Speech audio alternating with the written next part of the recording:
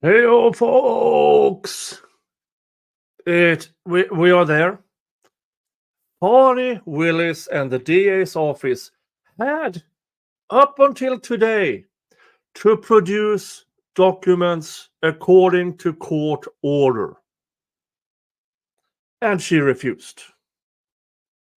Let's talk about it.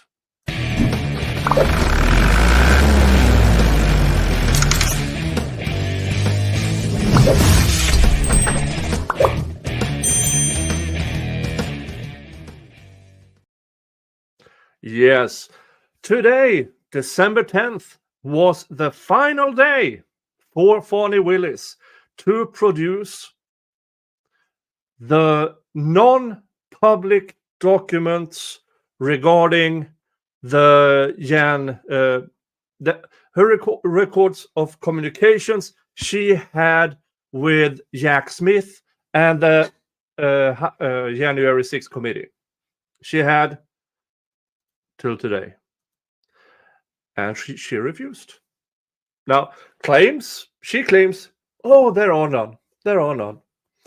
But it was enough from the other party, what they brought to the court, because if that claim made sense, if the judge saw the evidence, heard the arguments, if the court had determined by a preponderance of the evidence, let's say that's the standard, I'm not really sure, I think it's higher, but if they have felt, well, we believe her, they wouldn't have ordered it, but they did. It was enough from the counterpart of Fani Willis in their arguments, in their evidence, to show the court there has to be more. They are refusing. Their claims, they are non-existent, is simply not true. And that was what the court sided with. So up until today, she had, she should have. And she refuses. So where are we now? Well, the court can suppose sanctions, I believe. They can hold contempt of court hearings.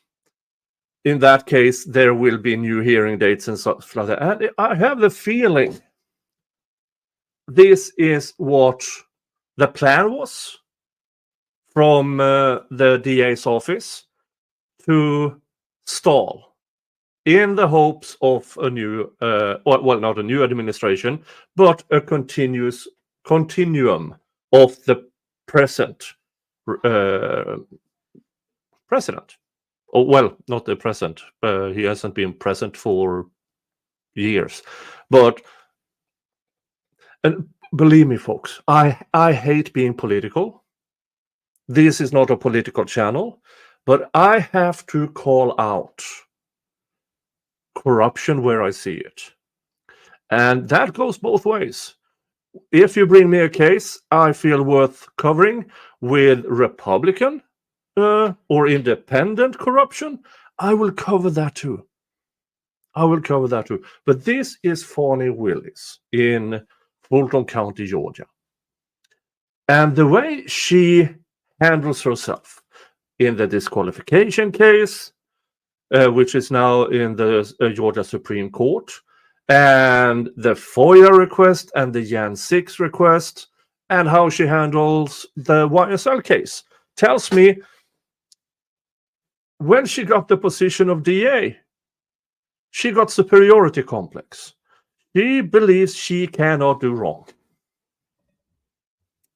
I don't have any other explanation for her conduct.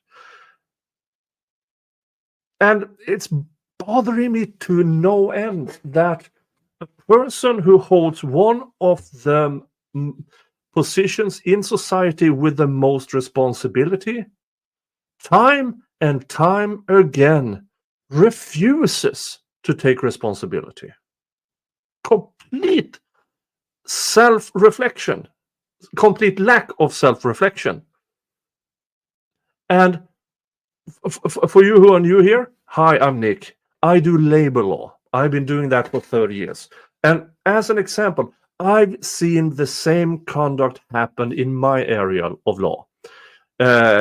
Middle management, upper middle management, and even ownerships, where some people, regardless of age, sex, ethnicity, some people just can't handle power. They get this superiority complex, believing they can't do wrong, always believing ends justify the means. Of course, I can use this money for that, even though it was supposed to go over there, because I have the position now. What happens with it is what I determined happens with it, regardless of whatever.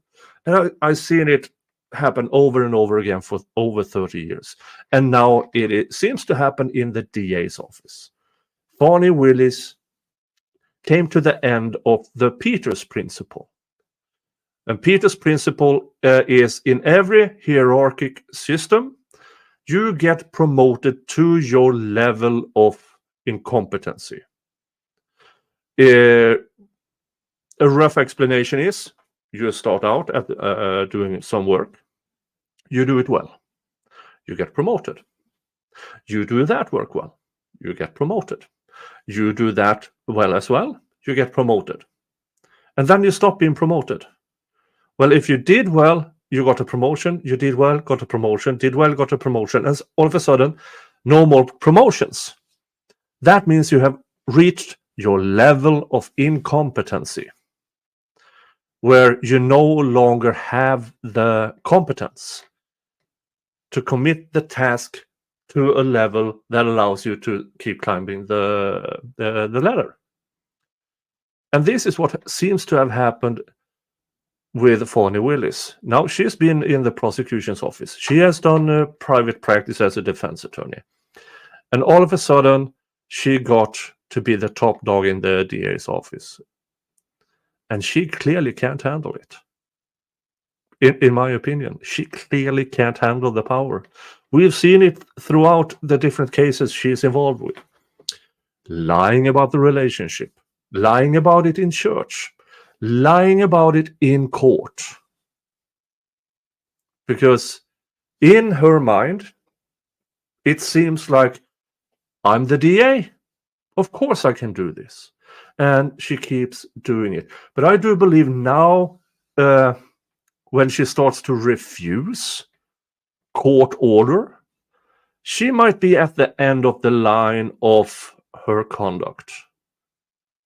That maybe the courts should start to strike down on her. Because they need to set their own precedent. Because you can't allow rogue DAs act this way. Because then the entirety of the work the others in the DA's office are doing will fall under scrutiny. Are they really honest? Do they really file the things they are supposed to file? Do they disclose the things they claim they should disclose? Brady violations and all of that. And we already know that with prosecutor Adrian Love, who for decades have done misconduct that should have made her lose her bar card. And now here we are with DA Fani Willis refusing to follow a court order. Maybe, and I've said this jokingly up until now, that the RICO in Fulton County is found in the DA's office, and maybe the feds should take a look at it. I think the joke's over now when she is actively disobeying the court, when she refuses to follow court orders. The courts now should strike back.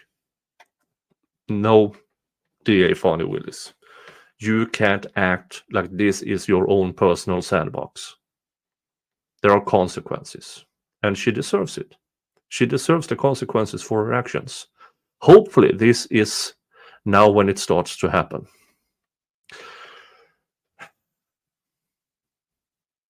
But who knows?